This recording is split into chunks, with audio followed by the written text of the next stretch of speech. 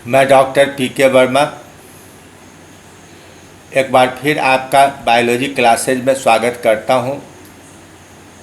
पिछले सेशन में हम लोग फर्टिलाइजेशन और उसके बाद थोड़ा सा हिस्सा इम्प्लांटेशन का पढ़े थे।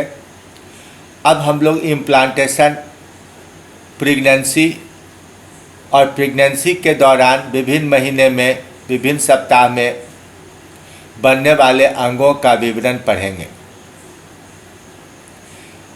जैसे ही इम्प्लांटेशन होता है यानी भ्रूण रोपण होता है, ओवरी के अंदर पाए जाने वाले कॉर्पस लुटियम और कॉर्पोरा एट्रेटिका का जीवन 4 से 5 सप्ताह के लिए बढ़ जाता है। इस दौरान ये प्रोजेस्टेरॉन नाम का हार्मोन बनाते रहते हैं जब तक कि प्लेसेंटा का निर्माण पूरी तरह से नहीं हो जाए।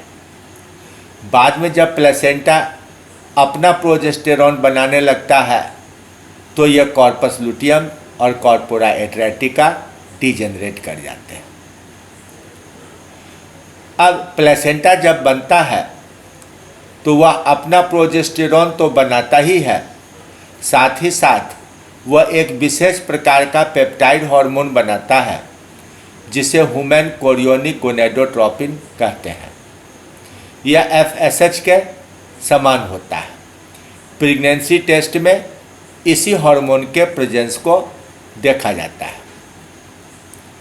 अब इस डायग्राम में देखिए, इस डायग्राम में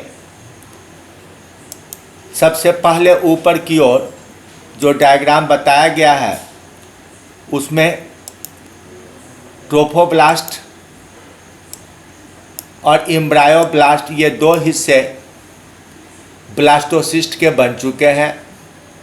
ट्रोफोब्लास्ट एंडोमेट्रियम के संपर्क में आता है और इससे छोटे छोटे भिलाई बनना शुरू हो जाते हैं। अब ये प्राइमरी भिलाई से सेकेंडरी भिलाई में कन्वर्ट करते हैं और एंडोमेट्रियम के टिश्यूज को डाइजेस्ट करते हुए, पचाते हुए उसके अंदर धंसते जाते हैं। इस तरह वे लगभग एंडोमेट्रियम में डूब ही जाते हैं। अब यह डायग्राम देखिए, डिटेल में बनाया गया। इसमें इस तरफ है ट्रोफोब्लास्ट और इस तरफ है एम्ब्रायोब्लास्ट।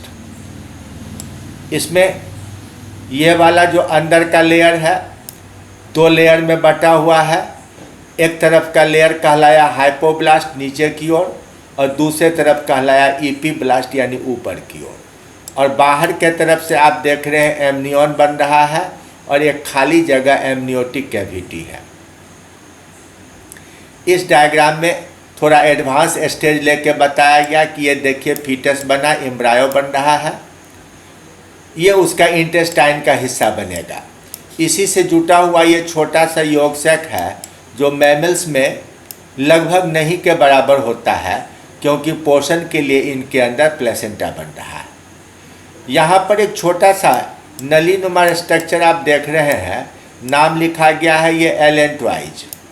ये एलेंट्राइज एक एलेंट्रोइक कैविटी बनाता है जिसके अंदर उत्सर्जनशील पदार्थ जमा होते हैं।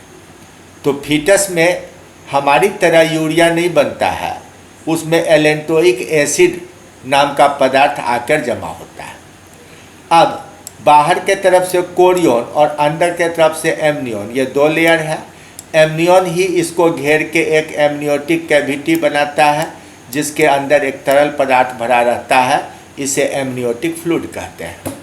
यही कोरियोन जो बाहर से है वह दूसरी ओर आकर के, इस तरफ आकर के एलेंट्राइज और कोरियोन दोनों मिल जाते हैं और वहाँ पर प्लेसेंटा का निर्माण शुरू होता है। इस डायग्राम में प्लेसेंटा का पहला स्टेज प्राइमरी भिलाई दिखलाया गया है। अब प्लेसेंटा की क्या परिभाषा है? तो फीटस का कोई टिश्यू, बच्चे का कोई टिश्यू मैटरनल टिश्यू से अगर जुड़ जाता है और जुट करके उस हिस्से से पोषक पदार्थ, श्वसन के गैस यानी कार्बन डाइऑक्साइड और ऑक्सीजन का और उत्सर्जनशील पदार्थों का एक्सचेंज अदला बदली कर सकता है, तो ऐसे अरेंजमेंट को कहते हैं प्लेसेंटा। ऐसे टिश्यू जिसमें कि फीटस और मदर, भ्रूण और माँ दोनों के टिश्यू जुटे रहते हैं, वह कहलाता है प्लेसेंटा। यहीं से पोषक पदार्थ, हार्मोन्स, विटामिन्स, दवाइयाँ, श्वसन गैस के रूप में ऑक्सीजन का लेना देना और कार्बन डाइऑक्साइड का निष्कासन होते रहता है। अब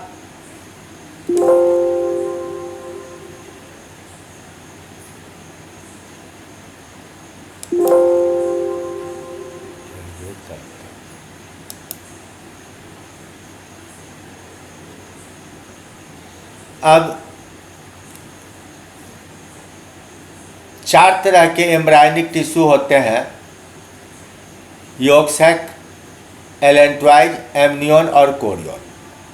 तो यॉर्क सैक तो मैंने कहा कि रिड्यूस है, एलेंट्राइज उत्सर्जनशील पदार्थ जमा करेगा।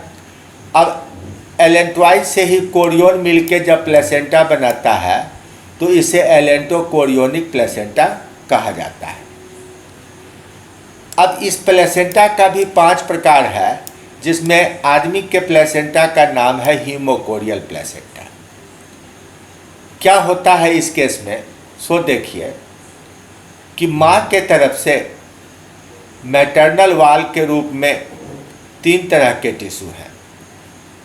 एंडोमेट्रियम का इपिथीलियम, कनेक्टिव टिश्यू उसके नीचे, और सबसे अंदर ब्लड की नलियों का एंडोथेलियम। बच्चे के तरफ से भी कोरियन का इपिथीलियम, कनेक्टिव टिश्यू और ब्लड कैपिलरीज का एंडोथेलियम। जैसे जैसे प्लेसेंटा आगे बनते चला जाता है, वैसे वैसे एक एक करके माँ के तीनों टिश्यू और बच्चे का इपिथीलियम, ये 4 टिश्यू डिजेनरेट कर जाते हैं। पहले बच्चे का इपिथीलियम चला गया, इसके बाद माँ का तीनों टिश्यू चला गया। तो ब्लड की नलियों की दीवार जब चली जाएगी तो क्या होगा, ब्लड फ्रीली खाली जगहों में बहने लगेगा।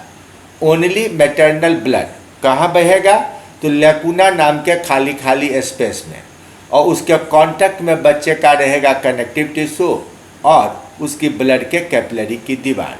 इस तरह से बहुत ही आसानी से माँ के ब्लड का विभिन्न पदार्थ बच्चे के अंदर जा सकता है और बच्चे के अंदर से कार्बन डाइऑक्साइड और उत्सर्जनशील पदार्थ माँ के ब्लड में जा सकता है। अब जब भिलाई बनता है तो पहले प्राइमरी, फिर उसमें विभाजन हुआ तो सेकेंडरी, फिर उसमें और विभाजन हुआ तो टर्शियरी भिलाई बनेंगे। इधर यूटेरस के तरफ से जब तीनों टिश्यू समाप्त हो जाएंगे तो मैंने कहा कि खाली खाली जगहें डेवलप करती है और इन खाली नलियों को, नली जैसी खाली जगहों को लकुना कहा जाता है। माँ के ब्लड से बच्चे के अंदर आईजीजी ग्रुप का, क्लास आईजीजी का एंटीबॉडीज भी आता है, जो बच्चे की एक तरह से कुछ रोगों से बचाव भी करता है। अब मनुष्य में प्रेगनेंसी पीरियड 40 सप्ताह का यानी 9 मंथ 10 डेज होता है। तो इस दौरान क्या क्या बातें हुई सो देखिए। फर्टिलाइजेशन के बाद 1 दिन के अंदर क्लीवेज के कारण 2 सेल्स बनते हैं। तीसरा दिन आते आते 4 सेल और 8 सेल का मोडुला बनता है। चौथा दिन ब्लास्टोसिस्ट बनता है। अब यह चला आता है यूटेरस के अंदर। यूटेरस में 8वां दिन जब इपीब्लास्ट और हाइपोब्लास्ट दोनों बन जाते हैं तब इम्प्लांटेशन प्रारंभ होता है। 11वां दिन इम्प्लांटेशन की क्रिया पूरी हो जाती है और माँ का ब्लड लकुना में बहने लगता है। उसके संपर्क में प्राइमरी भिलाई, सेकेंडरी और टर्शियरी भिलाई सब आ जाते हैं। तो प्राइमरी भिलाई 13वां दिन, सेकेंडरी भिलाई और टर्शियरी भिलाई 16वां दिन तक, यानी 3 दिन के अंदर ये सब बन जाते हैं। 16वां दिन आते आते एक्टोडर्म, मेसोडर्म, एंडोडर्म भी बन जाता है। अब इसके बाद एक एक करके टिश्यू और अंगों का बनना प्रारंभ होगा। तो हार्ट का निर्माण 18वां दिन से शुरू होता है, लेकिन चौथे सप्ताह में हार्ट बीट होने लगता है, यानी 1 महीने के बच्चे के अंदर हार्ट बीट सुना जा सकता है। हेड का निर्माण 30वें सप्ताह में शुरू होता है, लेकिन पूरा हेड बनते बनते 3 महीने का समय लग जाता है। बाहरी प्रजनन तंत्र, प्रजनन अंग 30वें सप्ताह में बनना शुरू होता है और छठा सप्ताह आते आते एनस अलग और यूरिनोजेनाइटल अलग, यानी मल द्वार अलग और प्रजनन सह मूत्र द्वार अलग। ब्रेन के निर्माण का प्रारंभ हो जाता है 30वें सप्ताह में, लेकिन 5वां सप्ताह आते आते ब्रेन के अंदर की कैविटीज यानी first, second, third, fourth ventricle का निर्माण हो जाता है। 21वां दिन ब्रेन बनाने वाली नली न्यूरल ट्यूब का भी निर्माण होता है। अब लीवर का निर्माण 30वें सप्ताह से शुरू होता है और पैंक्रियाज में आइलेट्स ऑफ लैंगरहैंस 3रे महीने में बनता है। चौथे 5वें सप्ताह तक गर्दन में ब्लड सर्कुलेशन, जिसे फेरिंजियल आर्चेज कहते हैं, वह भी बन जाता है। 5वें सप्ताह में थाइमस ग्लैंड, पाराथायरॉयड ग्लैंड और थायरॉयड ग्लैंड भी बन जाते हैं। अभी देखिए 4 सप्ताह का चाइल्ड है, यह 8वें सप्ताह का चाइल्ड है। इसमें आँख के निर्माण की क्रिया दिखाई पड़ रही है, काला दाग के रूप में बनता हुआ आँख दिखाई पड़ रहा है। यहाँ पर हाथ का बड और यहाँ पर पैर का बड बनते हुए दिख रहा है। 12वां सप्ताह में आप देख रहे हैं आँख किनारे की ओर दिख रहा है। यहाँ पर नाक का बनना शुरू हुआ, लिप्स का बनना शुरू हुआ, उंगलियां एकदम अलग अलग हो गई। 4 सप्ताह बाद देखिए आँख थोड़ा और आगे बढ़ कर गया, ये थोड़ा एंटेरियर आ गया, कान का ईयर लोब बन गया, उंगलियां पूरी तरह विकसित है, नाक और होठ की भी बनावट स्पष्ट है। 20वें सप्ताह में नाखून तक बन जाते हैं। इन उंगलियों पर ध्यान से देखिए, यहाँ आपको नाखून बनते हुए दिखेगा। ये 24 सप्ताह का बच्चा, ये 28 सप्ताह का और ये 36 सप्ताह का बच्चा है। यह एक मेल चाइल्ड है जिसका बाहर से आपको स्क्रोटल सैक बना हुआ दिख रहा है, यानी एक्सटर्नल जेनाइटल ऑर्गन काफ़ी विकसित हो चुका है।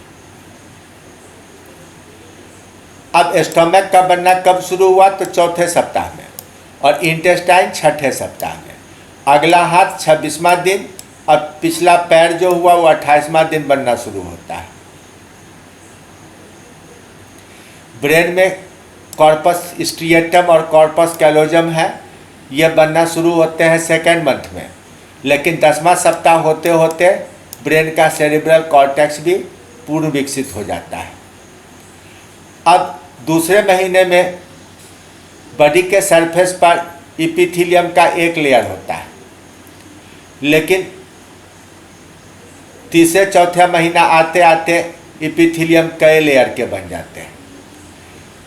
नाक का बनना 5वें सप्ताह में शुरू होता है, 31वां से 35वां दिन, और आईलिड 7वें सप्ताह में। कार्टिलेज पहले बनता है अंदर में 6ठे सप्ताह में, 8वें सप्ताह के बाद बोन का बनना शुरू होता है। घुटने का, हाथ के एल्बो का 50वां दिन में निर्माण पूर्ण विकसित हो जाता है।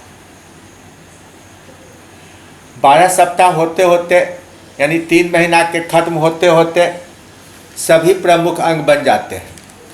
इसके बाद इन अंगों का सिर्फ विकास और परिपक्वन मैच्योरिटी होता है। बच्चे में प्रोस्टेट ग्लैंड जो लड़कों में होता है वो तीसरे महीने में बनना शुरू होता है, और लड़कियों का वेजाइना एक्सक्रीटरी और एनस से दोनों से एकदम अलग हो जाता है 5वें महीना में। कभी कभी संयोग से अगर यह अलग नहीं हो पाता है तो सर्जरी के द्वारा इसे अलग करा दिया जा सकता है। अब 24वां सप्ताह होते होते, यानी 2nd ट्राइमेस्टर में, बॉडी के ऊपर फाइन हेयर्स आईलिड बन जाते हैं, आईलिड के ऊपर आई लैसेज यानी पिपनी भी बन जाती है।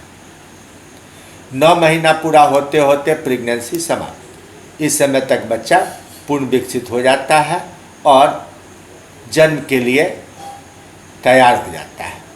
तो जन्म होने की क्रिया यानी संतान उत्पत्ति और दूध बनने की क्रिया ब्रेस्ट फीडिंग, ये हम लोग अगले सेशन में पढ़ेंगे। Thank you very much.